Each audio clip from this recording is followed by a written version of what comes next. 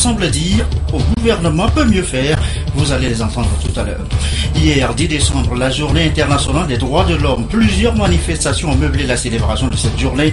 L'inauguration à Lomé de l'espace Square de l'Europe, le don aux détenus de la prison civile d'Atakpamé, le compte rendu, le reporter Christine Pété-Kialoudé, Yves Govivi dans un instant. Et puis, enfin, nos 10 fiches, désormais nichées au cœur du grand marché de Lomé. C'est une poissonnerie de tilapia, un projet porté par un jeune entrepreneur togolais, financé par le gouvernement. Nous irons sur place au cours de cette édition. Voilà, madame, monsieur, le sommaire, bienvenue. Voici le journal. Bonsoir à tous. On revient d'abord ce soir sur la célébration de la Journée des droits de l'homme. C'était hier, 10 décembre. Plusieurs manifestations ont marqué cette célébration. On en parle longuement ce soir. D'abord à Lomé, cet espace Square de l'Europe dans la cité Obuya, vous allez le voir. Il a été inauguré hier. L'événement a consacré la Journée des droits de l'homme. Le récit, Sonia Menipo, Christine Pété-Kialoudé. Un nouvel espace aéré dénommé la place de l'Europe. Il est l'œuvre de l'Union européenne. Si la délégation de l'Union européenne au Togo a choisi la date du 10 décembre pour l'ouvrir au public, il faut tout simplement comprendre que le 10 décembre est une date anniversaire, la 66e de la Déclaration universelle des droits de l'homme, un des piliers de la politique extérieure de l'Union européenne. En faisant coïncider ces deux événements, ça nous a permis de regrouper des gens très divers. On parle des plantes, on parle de nature, donc un monde meilleur, et on parle aussi des enfants, donc des nouvelles générations qui doivent grandir. Donc ça, c'est un symbole pour dire que la Déclaration universelle des droits de l'homme peut nous servir encore dans les écoles, dans l'éducation. La méconnaissance et le mépris des droits de l'homme conduisent à des actes de violation de la dignité de la personne humaine. Il faut à tout prix promouvoir ces droits de l'homme à la base, raison pour laquelle ces jeunes ont été associés à l'événement. Une bonne initiative selon le chef du gouvernement. C'est avec beaucoup de plaisir donc que je prends la parole pour faire remarquer qu'effectivement, je n'avais pas compris que M. l'ambassadeur de l'Union européenne avait choisi le 10 décembre pour une raison bien précise. Je pensais que c'était le jour disponible de la semaine. Mais j'ai compris que c'est en raison du fait que c'est aujourd'hui le 66e anniversaire de la Déclaration universelle des droits de l'homme. Et cette déclaration même dit que c'est dans le cœur des hommes que naissent les guerres, c'est dans la tête des hommes, et que c'est dans leur cœur, dans leur tête qu'il faut travailler à sortir de cela. D'avoir associé ces jeunes, la nouvelle génération, à cette manifestation, en leur faisant lire la Déclaration universelle des droits de l'homme en plusieurs langues, est une démarche qui vise à les aider à comprendre que nous devons sortir définitivement des faits des conflits, des guerres, et qu'ils ne peuvent pas aider le monde à se développer et avancer. Il faut continuer à créer la fraternité, continuer à créer la solidarité entre les peuples. Merci d'avoir fait ce jour en ce jour. Je dois aussi dire qu'en aménageant cet espace pour en faire un lieu de convivialité, un lieu de rencontre, un lieu d'amitié, vous nous aidez aussi à continuer ce que nous-mêmes en tant que gouvernement nous souhaitons pour ce pays, que les Togolais se retrouvent, qu'ils se donnent la main, qu'ils se parlent, qu'ils continuent à travailler à la construction de la démocratie et de la paix et qu'ils travaillent au développement de leur pays dans un esprit de convergence et d'union et d'unité. Plusieurs partenaires, notamment l'administration de la cité Obuya et des entrepreneurs, ont cru à ce projet et ont contribué à sa réalisation. Le chef de la délégation de l'Union européenne au Togo a remercié tous ses partenaires et a salué leur engagement dans la promotion et la défense des droits de l'homme. Pendant ce temps, à Atakpamé, le système des Nations Unies, le HCDH en première ligne, offrait des dons aux détenus à la prison civile de la ville. Les images dans un instant, mais d'abord la cérémonie, le compte rendu. Yves Govivi à notre bureau à Atakpamé. 10 décembre 1948, 10 décembre 2014. Voilà 66 ans déjà que les Nations Unies luttent pour le respect des droits de l'homme dans le monde. 66 ans donc après, on constate que ces droits ne sont respectés qu'en partie, surtout quand les intérêts sont en jeu. Le thème de cette année, 365 jours pour les droits de l'homme, signifie que nous faisons l'expérience des droits de l'homme à chaque moment, à chaque instant de notre vie. J'ai saisi cette occasion pour encourager le gouvernement à aller plus loin. Pour sa part, la coordinatrice du système des Nations Unies a dans son intervention relayé l'invitation du secrétaire général des Nations Unies aux dirigeants et citoyens togolais tous à œuvrer pour l'atteinte effective des objectifs de la Déclaration universelle des droits de l'homme. J'exhorte les États à respecter l'obligation qu'ils ont de protéger les droits de l'homme chaque journée de l'année. Cette lutte, selon le ministre des Droits de l'Homme, Yakubu Kumadjo Amadou, dans son discours de clôture, a été et demeure le souci des Togolais. Dans le souci de protéger, de respecter et de promouvoir les droits de l'homme, notre pays ne s'est pas trompé en faisant le choix d'une justice transitionnelle pour tourner la page du passé et asseoir définitivement un état de droit. C'est ainsi qu'ils sont nombreux les pays amis qui nous approchent afin de s'inspirer de notre expérience. Hier, c'est le texte sur l'organisation judiciaire qui a été défendu en commission à l'Assemblée nationale. Dans quelques jours, ce sera le code pénal. Et encore plus loin, nous aurons la loi organique sur la CNDH. Mais l'invité à cette célébration, Nicodème Bariga Bénissan, président de la CVJR et évêque d'Atakpamé, et le préfet de Logou ont salué l'initiative de la rencontre tenue à Atakpamé. On en vient maintenant au don à la prison civile du matériel de première nécessité pour les détenus. Le geste marque donc cette journée internationale des droits de l'homme. Un reportage de Yves Aboulivi. Ils n'ont pas été oubliés. Ceux dont la liberté de circuler a été temporairement suspendue, les détenus. Ceux de la prison civile d'Atakpamé ont reçu la visite des responsables du système des Nations Unies, du Haut Commissariat des Nations Unies aux droits de l'homme, soutenu par le ministre des droits de l'homme, visite au cours de laquelle le système des Nations Unies a offert des matériels aux prisonniers pour satisfaire leurs besoins basiques. Un don fait à l'occasion de la célébration de la Journée internationale des droits de l'homme. Nous avons voulu cette année marquer cette célébration par un acte concret de solidarité à l'égard des détenus. Le don que nous avons fait, c'est un don modeste, mais qui a été fait avec beaucoup de cœur par toute l'équipe du système des Nations Unies, parce que dans une journée comme celle-là, nous devons penser aussi à tous ceux qui sont momentanément privés de leurs droits. Ce don, composé entre autres des matériels de santé et hygiénique pour femmes, des détergents, des désinfectants et savons, ira également à la prison civile de Lomé, un don évalué à 5 millions de francs CFA et qui s'étendra aux prisons des autres régions du pays.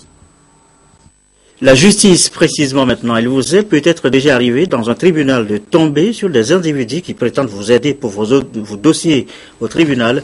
La pratique tourne souvent à l'escroquerie avec ces supposés démarcheurs. Le ministère de la Justice veut mettre fin à ce démarchage. Une formation est en cours depuis ce matin. C'est pour justement permettre aux acteurs de mieux vous orienter dans les tribunaux. Lucassi, Charlotte Moussime.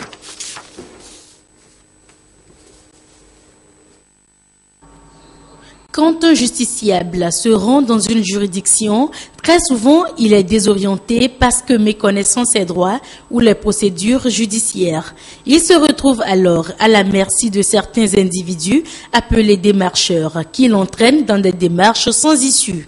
C'est pour corriger cet état de choses que les bureaux d'accueil, d'information et d'orientation du justiciable, dirigés par les juristes volontaires nationaux, ont vu le jour. Ces volontaires et surveillants de l'administration pénitentiaire relèvent donc leur niveau. Ils se forment en technique d'accueil et d'orientation du justiciable en passant par les b.a.-ba de l'organisation judiciaire. Il faudrait qu'ils connaissent qui est qui. Maître, c'est peut-être un greffier. Maître, c'est peut-être un avocat. Il va le diriger.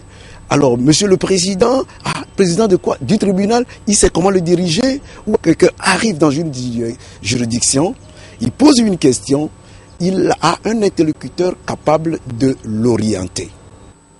Cette formation s'inscrit dans le projet Appui à l'accès au droit et à la justice. À terme, les populations togolaises seront mieux accompagnées dans leurs différentes démarches juridiques et donc à l'abri des soi-disant démarcheurs qui entachent l'image de la justice togolaise. Autre sujet de l'actualité, l'accès équitable des partis politiques, des associations, des institutions de la République aux médias d'État. Pour certains, le traitement de l'information, le temps de parole sur les médias officiels sont faits à la tête du client. La HAC veut mettre fin aux frustrations. Son arrêté fixant les modalités d'accès aux médias officiels a fait l'objet d'échanges ce matin. Le compte rendu de Komo Boyode. Partis politiques, associations et institutions de la République, Tous seront désormais traités de façon équitable sur les médias officiels, à en croire les responsables de la haute autorité de l'audiovisuel et de la communication HAC. La démarche participe à mettre fin aux plaintes, aux frustrations et aux rancœurs des uns et des autres qui estiment que la diversité et la pluralité des opinions ne sont pas respectées. Et c'est dans cette optique qu'un arrêté fixant les modalités d'accès annexé à la décision d'application est disponible depuis le 27 mars 2014. Il a fait objet d'échange ce jour entre les acteurs sociopolitiques, les responsables des médias et ceux de la HAC. Nous disons tout simplement que nous allons donner la parole à la majorité et sa parole équivaut à quoi? C'est tout simplement le temps d'antenne qu'on lui donne, eh bien, doit être divisé en deux lorsqu'on va vers l'opposition. Et lorsqu'on est de l'opposition donc et qu'on veut aller vers la majorité, donc il faut multiplier par deux le temps d'antenne de l'opposition parlementaire. Donc c'est ce que nous avons souhaité. Bon, et on a dit maintenant les extra-parlementaires, il faut le tiers. Il faut tout simplement reconnaître que c'est quand le journal dure 15 minutes, bon, qu'on essaie de voir qui peut intervenir dans ce journal. Donc la répartition se fera à partir du journal du média officiel, que ce soit un média audiovisuel ou que ce soit même un média presse écrite comme Togo Presse. Ce document en 5 chapitres, 32 articles, n'est valable seulement qu'en temps ordinaire et prend en compte aussi bien les journaux d'actualité, les débats que les émissions interactives. Les suggestions des différents acteurs permettront aux responsables de la HAC de rendre le dit arrêté plus pratique. Il est 20h12. Nous l'annoncions à titre tout à l'heure. C'est une décision du Conseil des ministres réunis hier. L'information a fait la une des journaux ce matin. Les prix du carburant, la pompe, sont revus à la baisse. La décision prend effet à partir de lundi prochain. Une baisse de 45 francs sur l'essence, 19 francs sur le gasoil. C'est bien, apprécient beaucoup de consommateurs. Peut mieux faire, disent certains. Vous allez les entendre. Un reportage de Ziara Alpha et Clarisse Aticlé. C'est un cadeau de fin d'année du gouvernement aux consommateurs des produits pétroliers. Le prix de l'essence super sans plomb passe de 655 francs à 610 francs et le gasoil de 679 francs à 665 francs, soit une réduction de 45 francs sur l'essence et 14 francs sur le gasoil. Cette décision prendra effet à compter du lundi 15 décembre prochain. La réaction des consommateurs a été immédiate. C'est une surprise agréable. Il y a une chute de prix du carburant. Alors que moi, personnellement, je veux que ça soit éternellement comme ça. Moi, je trouve salutaire cette action. Je pense que c'est une bonne ouverture et ça annonce 2015 sur une bonne voie. Oh, c'est une décision à apprécier. On aurait souhaité si on peut rabaisser au moins à 500 francs, ça nous aiderait beaucoup. C'est une bonne chose, mais sauf que la diminution elle n'est pas aussi significative comme on l'aurait voulu. C'est vrai que l'État fait des efforts pour diminuer. Et s'il pouvait encore faire mieux, cela nous avantagerait aussi. Et aussi, ça va encore nous aider aussi dans notre fonction. Cette décision du gouvernement de baisser les prix des produits pétroliers à la pompe, excepté le pétrole, l'ampont et le gaz, est intervenue suite à la baisse du prix du baril à l'international il y a quelques mois. Ces mesures ont été facilitées par une subvention de l'État d'un montant de 12 milliards de francs CFA sur l'année. La baisse du prix du carburant était attendue par les populations et c'est chose faite. Direction à présent le grand marché de Lomé. Pourquoi le grand marché de Lomé ce soir? Eh bien, c'est parce qu'il y a désormais au cœur de ce marché, et c'est l'attraction du jour, un centre halieutique de tilapia, ce gros poisson qui aiguise l'appétit de beaucoup. Nodishfi, c'est le nom de ce centre. Tout un projet porté par un jeune entrepreneur togolais et financé par le gouvernement. Les prémices sont exposées ici, vous allez le voir, dans cette poissonnerie. Augustin Kossi, Aimé Abalo. En plein cœur du grand marché de Lomé, une activité novatrice vient de voir le jour. Nodishfi, un projet d'activité halieutique initié par un entrepreneur togolais et soutenu par le ministère de l'Agriculture, de l'Élevage et de la Pêche. Les tilapias sont produits en cage flottante sur le lac Nangbeto, puis acheminés sur ce site de transformation et de commercialisation. c'est l'aboutissement d'un processus qui a commencé il y a de cela 2 ans. Nous avons sur le territoire des sites de production, des sites de transformation et même des sites de vente du poisson made in Togo. Je voudrais m'en féliciter et l'encourager à aller vers tous les circuits au niveau national et éventuellement chercher aussi les circuits de commercialisation sur le plan sous-régional et sur le plan international. Les poissons de nos 10 fiches pèsent entre 150 et 600 grammes pour un rendement mensuel de 12 tonnes en moyenne, avec quelques dizaines d'emplois qui se créent tout autour. Le Togo a besoin de projets nouveaux. Ça a été très dur, c'est vrai que ça a été très dur, mais bon, je pense qu'il a beaucoup de choses à faire. On a beaucoup de potentiel et j'y crois. Cette assurance, le promoteur entend l'entretenir pour innover davantage. Au-delà du commerce de tilapia, c'est un véritable marché de poissons frais que va développer nos 10 fiches avec l'offre d'autres variétés halieutiques au public pour contribuer à réduire le déficit de production au niveau national qui avoisine les 40 000 tonnes. Et à l'instar de ce jeune entrepreneur, celui qu'on vient de voir à Niguel-Abbé, eh bien, beaucoup d'autres bénéficient du soutien financier technique du gouvernement. Le cas encore avec ces 159 jeunes apprentis en fin de formation. Ils viennent de recevoir des chèques, des kits d'installation. 82 millions environ ont été déboursés pour les accompagner. Un reportage de Kouassiglé avec Larissa Ticlé. La promotion de l'auto-emploi par l'entrepreneuriat et la formation professionnelle, une priorité du gouvernement pour pallier la question du chômage des jeunes. L'opportunité est encore offerte à 159 jeunes de s'installer à leur propre compte. Ils viennent de bénéficier de chèques de financement allant de 125 000 à 1 800 000 francs CFA pour ceux qui sont dans l'entrepreneuriat et des kits d'installation pour ceux qui ont choisi d'apprendre un métier. C'est un offre de soulagement pour chacun de ces jeunes. Je viens de recevoir un chèque de 1 800 000 pour pouvoir booster mes activités. Je suis dans le domaine des énergies renouvelables.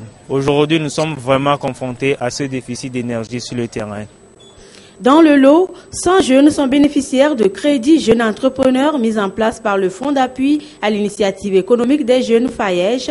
26 sont lauréats du programme pour la promotion de l'entrepreneuriat des jeunes PEPEJ et 36 sont des jeunes en fin d'apprentissage dans 6 centres de jeunes. Appui total, ça fait 82,5 millions, dont 62,5 millions qui sont des appuis financiers et directs pour accompagner les jeunes à démarrer leurs activités ou alors à les consolider. Tout ce que nous faisons au niveau du gouvernement, c'est d'accompagner les jeunes. L'accompagnement commence d'abord par la formation pour inculquer aux jeunes une certaine culture entrepreneuriale. Et parce que nous savons tous que aujourd'hui, ce qui peut aider le pays à réduire considérablement le taux de chômage des jeunes, c'est vraiment l'entrepreneuriat, créer sa propre entreprise. Et c'est pour ça que tout ce que nous mettons en place comme fonds, programme, c'est justement aider les jeunes à acquérir les notions de base, à avoir cette culture entrepreneuriale pour que ces jeunes puissent créer leur propre emploi. Que ce soit dans le domaine de la transformation, de l'agroalimentaire, de l'artisanat dans lequel évoluent ces jeunes, l'objectif du gouvernement togolais en finançant leurs projets est qu'ils s'auto-emploient non seulement, mais aussi à créer de l'emploi pour leurs pairs. Et dans la foulée, notez d'ores et déjà que ce week-end, le Centre Togo 2000 va accueillir le Forum des jeunes entrepreneurs. À l'occasion, 12 projets seront en compétition. Évaluer le commerce, l'artisanat, l'éthique, l'agriculture sont les secteurs prisés. Les organisateurs ont donné plus de détails cet après-midi. De Douaré, Esther Laclé. L'année universitaire 2014-2015 a enregistré 44 000 étudiants dans les universités du Togo. Comme les années précédentes, environ 5 000 d'entre eux seront demandeurs d'emploi à la fin de l'année. Et le gouvernement, pour relever le défi de l'emploi des jeunes, a initié toute une série de programmes. Et au nombre de ces programmes, l'entrepreneuriat semble être la solution la mieux partagée. Après Dapaon, Kara, Atakpami, ce point de presse annonce les couleurs du deuxième forum des jeunes entrepreneurs, étape de Lomé. Samedi, dimanche prochain, ici à Lomé, au pavillon Agou à Togo 2000, nous allons organiser un forum autour de la très intéressantes problématiques des nouvelles technologies et la manière dont ces nouvelles technologies peuvent nous aider à créer des nouvelles entreprises plus originales, plus innovantes ici au Togo. Nous avons choisi les technologies de l'avenir parce que nous nous sommes rendus compte qu'en tout cas en 2013, les meilleurs projets étaient ceux qui venaient et qui arrivaient à exploiter et à se servir des outils des nouvelles technologies. Artisanat, commerce, agriculture et TIC sont les sous-thèmes retenus dans le contexte de ce forum. Le gouvernement togolais a compris le bien fondé de cette grand-messe entrepreneuriale et s'investit depuis la première édition à l'accompagner. Les perspectives sont ouvertes grâce à la démarche volontariste du chef de l'État pour la reconstruction du pays. Et ces perspectives constituent une opportunité pour les jeunes entreprises en phase de création dans les domaines stratégiques, à commencer par l'agriculture ou le commerce. 3 entrepreneurs ont été retenus dans chaque domaine, soit 12 au total, et les plus méritants seront sélectionnés et récompensés ce week-end à Lomé. Une date à retenir, les 13 et 14 décembre prochains, un lieu, le Centre togolais des expositions et foires de Lomé. L'Office togolais des recettes multiplie de son côté les actions pour plus de transparence et pour une meilleure mobilisation des recettes. C'est dans ce sens qu'il vient de nouer un partenariat avec une autre grande institution, l'Université de Lomé. Partenariat qui s'est matérialisé ce jeudi par la création du Club des Amis du Fisc de l'Université de Lomé. Reportage pour Zissou. Le consentement à l'impôt n'est pas encore totalement acquis dans l'habitude des contribuables togolais. L'Office togolais des recettes entend corriger cette situation en amenant progressivement la population au civisme fiscal. À travers sa stratégie de communication, l'OTR a donc ciblé les étudiants comme acteurs stratégiques à sensibiliser et à éduquer en vue de préparer cette culture fiscale à la base, ce qui s'est matérialisé par la création du Club des Amis du Fisc de l'Université de Lomé. Ce club aura pour mission de sensibiliser les camarades étudiants sur l'intérêt des impôts et des taxes que nos parents payent. Et donc, vous n'êtes pas sans savoir aussi que l'étudiant est perçu comme l'éclaireur de la cité. D'ores et déjà, ces étudiants ont été imprégnés de ce nouveau concept de l'OTR à travers une série de communications sur la mission de cette institution et l'importance de l'impôt dans le développement d'un État. Tout en sensibilisant et éduquant ceux qui aujourd'hui nous payent les impôts, nous avons trouvé nécessaire et utile de préparer la relève en venant sur les campus, aussi bien celui de Lomé, demain ça sera celui de Kara et dans les grandes écoles de l'enseignement supérieur, pour leur donner déjà cette éducation, leur donner ce message sur ce qu'est l'impôt, pourquoi l'impôt, son utilité et l'importance de l'impôt dans la communauté.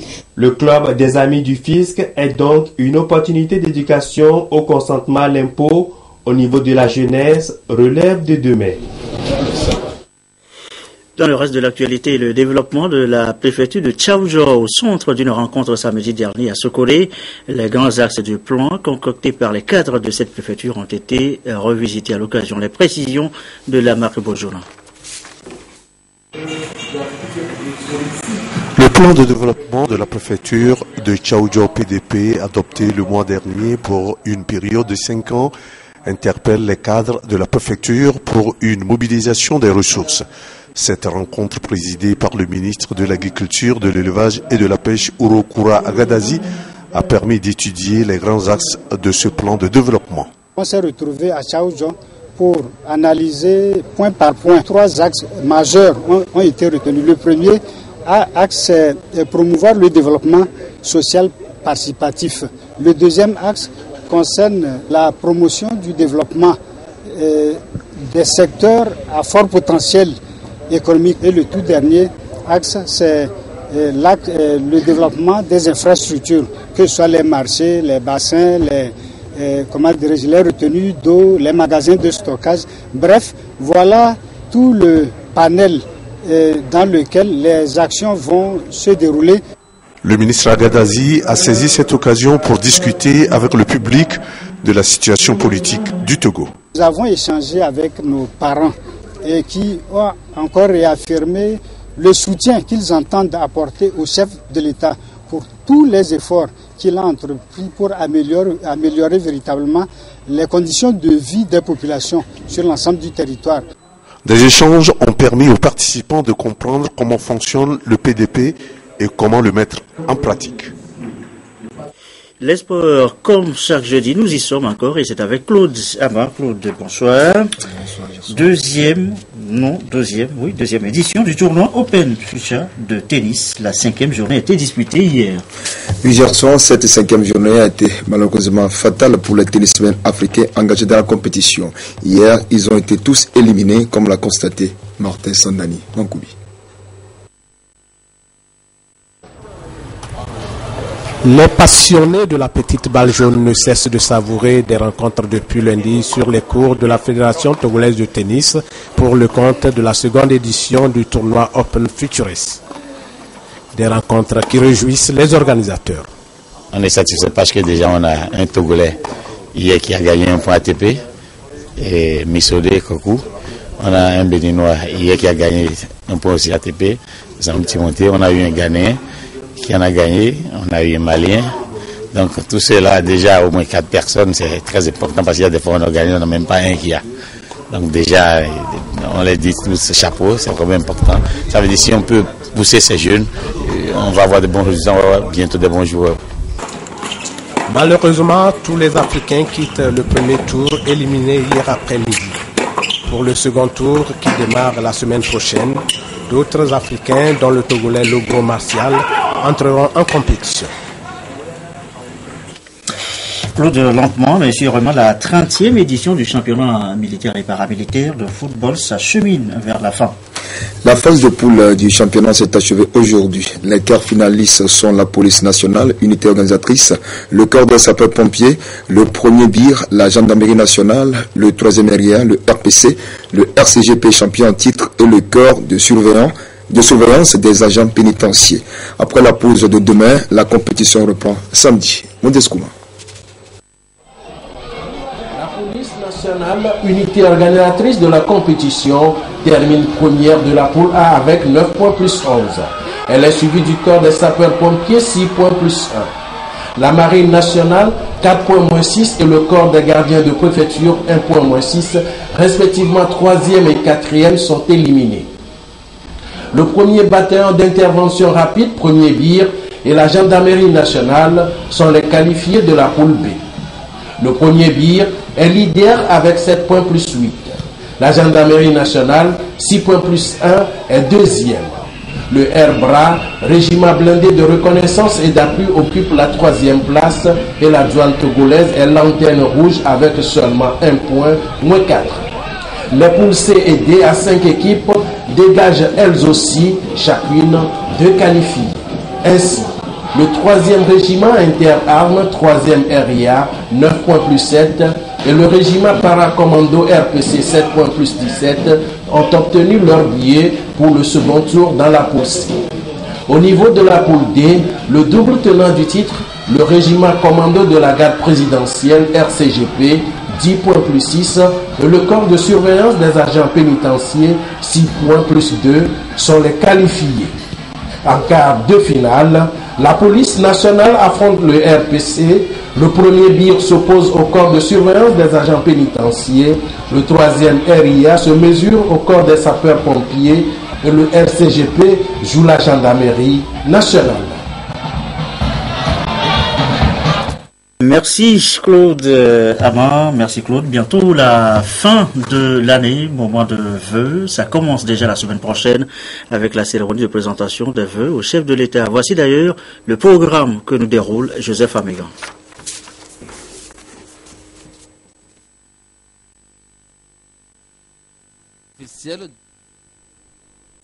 Bien, le programme des présentations de vœux au chef de l'État dans un instant. 7 décembre 2014, les institutions de la République, au nouveau palais, 10 heures, les chefs des institutions de la République, Premier ministre, président de l'Assemblée nationale, président de la Cour constitutionnelle, président de la Cour suprême, président de la HAC, président de la Cour des comptes, président de la CNDH. Délégation des institutions, 11 heures, les membres du gouvernement. 11h10, les députés à l'Assemblée nationale. 11h25, les membres de la Cour constitutionnelle. 11h30, les membres de la Cour suprême. du Conseil supérieur de la magistrature et le corps judiciaire. 11h45, les membres de la haute autorité de l'audiovisuel et de la communication. 11h50, les membres de la Cour des comptes. 12h, les membres de la Commission nationale des droits de l'homme. 12h05, délégation de la présidence de la République. 12h15, délégation de la primature et du secrétariat général du gouvernement. Administration générale, y compris les parapublics. Grande salle des fêtes. 17h, délégation du ministère de la Défense et des anciens combattants. Délégation du ministère de l'Économie et des Finances. Délégation du ministère du Développement à la base, de l'artisanat et de l'emploi des jeunes. Délégation du ministère de la Justice et des relations avec les institutions de la République et du secrétariat d'État auprès du ministère de la Justice. Délégation du ministère de la Réforme de l'État et de la modernisation de l'administration. Délégation du ministère de l'Enseignement supérieur et de la Recherche. Délégation du ministère de l'Administration territoriale, de la décentralisation et des collectivités locales. Délégation du ministère des Mines et de l'Énergie. Délégation du ministère de l'Action sociale, de la promotion de la femme et de l'alphabétisation. Délégation du ministère des Postes et de l'économie numérique. Délégation du ministère de la Sécurité et de la Protection civile. Délégation du ministère du Commerce et de la promotion du secteur privé. Délégation du ministère des Travaux publics et des Transports. Délégation du ministère de l'Agriculture, de l'Élevage et de la Pêche. Délégation du ministère des Droits de l'Homme, de la consolidation de la démocratie, chargée de la mise en œuvre des recommandations de la CVJR. Délégation du ministère de l'Enseignement technique, de la formation professionnelle et de l'industrie. Secrétariat d'État chargé de l'industrie. Délégation du ministère de la Planification, du Développement et de l'Aménagement du territoire. Délégation du ministère de l'Équipement rural. Délégation du ministère de la Fonction publique. Délégation du ministère de l'Urbanisme et de l'Habitat. Délégation du ministère des Affaires étrangères et de la coopération. Délégation du ministère des Enseignements primaires et secondaires. Délégation du ministère du Travail, de l'Emploi et de la Sécurité sociale. Délégation du ministère de l'Environnement et des Ressources forestières. Délégation du ministère de la Communication, de la Culture, des Arts et de la Formation civique. Délégation du ministère des Sports et des Loisirs. Délégation du ministère de la Santé. Délégation du ministère du Tourisme. Ministère auprès de la présidence de la République, chargé de la prospective et de l'évaluation des politiques publiques. Jeudi 18 décembre 2014. Lieu, Nouveau Palais, salle rotonde. 8h, confession religieuse. Délégation de l'Union musulmane. 8h20, délégation du Conseil chrétien. 8h40, délégation de la conférence épiscopale. 9h30, délégation de la Confédération des centrales syndicales, CNTT, CSTT, UGSL, SGCT, GSA, UNCIT.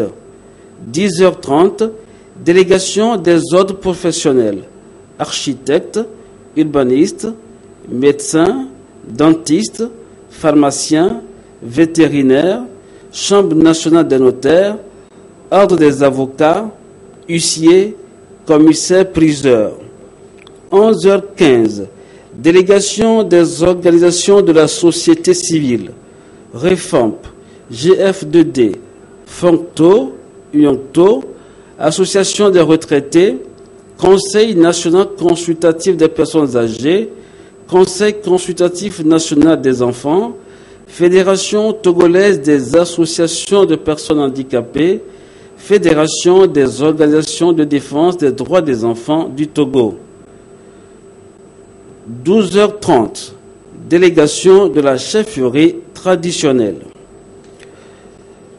15h, délégation des partis politiques, délégation du secteur privé, 17h, Conseil national du patronat, AGET, Chambre de commerce et d'industrie du Togo, Chambre des métiers. Vendredi 19 décembre 2014, Nouveau Palais, salle rotonde, 11h, le corps diplomatique et consulaire, les organisations internationales et les organisations non gouvernementales, discours du doyen du corps diplomatique et consulaire, réponse de son Excellence, Monsieur le Président de la République. Salutations du chef de l'État par les membres du corps diplomatique et consulaire, les représentants des organisations internationales et non gouvernementales. Voilà, donc c'est là le programme de la présentation d'un vœu au chef de l'État. Ce communiqué de la CET, la Direction Générale de la Compagnie Énergie Électrique du Togo, CET informe donc son aimable clientèle que suite à une panne survenue sur le réseau électrique, la fourniture du courant électrique a été perturbée dans la ville de Lomé, Tchévier et leurs environs le mercredi 10 décembre 2014 à 18h32. Le retour à la normale s'est effectué à 2h. La Direction Générale de la CET présente ses excuses à tous ses clients pour le désagrément et les remercie pour leur compréhension. Et c'est la fin de cette édition. L'image du jour, cette poissonnerie au cœur du grand marché de Lomé, Nodis Fish, une poissonnerie de tilapia, ces gros poissons très prisés dans les assiettes, de quoi aiguiser déjà les appétits. C'est un projet porté par un jeune entrepreneur togolais, accompagné par le gouvernement, qui encourage ainsi l'auto-emploi. La météo, ce soir, Rachel Aoku, 22h30, nos dernières infos, Isidore Koubatine. Merci à vous qui nous suivez ce soir à Nangbeto, dans le Goût, à Amiens, en France, sur la télévision togolaise, et comme d'habitude, toujours fidèlement. Excellente fin de soirée chez vous.